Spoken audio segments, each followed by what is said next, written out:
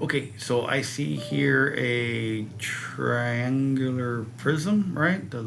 The hard part about these problems, guys, isn't the this part, like what's the volume and things like that. We gave you the formulas for volume, so basically the volume of this guy is gonna be the base times the height, right?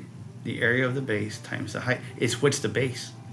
That's the hard part, right? So we're going to use our graph paper that they give us, and it's what is the base.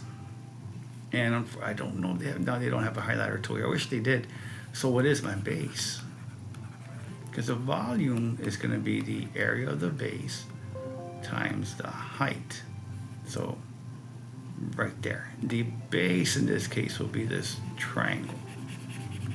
Because if I could stand this guy up, it would look something like that.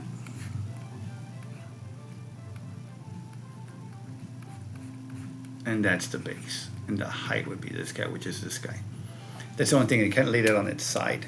So the base is a triangle. So you need to find the area of this triangle. A triangle, get it? Which is 1/2.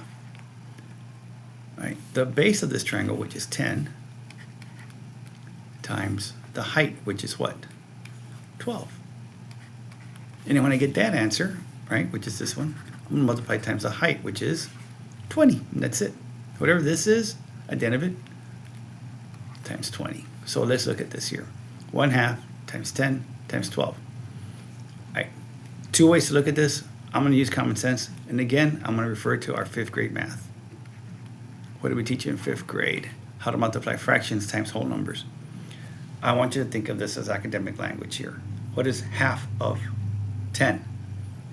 5. What is half of 12? 6. You have two ways to multiply this. Half of 10, which is 5, and then times 12. You're going to get 60. You go half of 12, which is 6, then times 10. 6 times 10 is easier to look at, right? Which is going to be what? 60. That is your base. So your base is 60.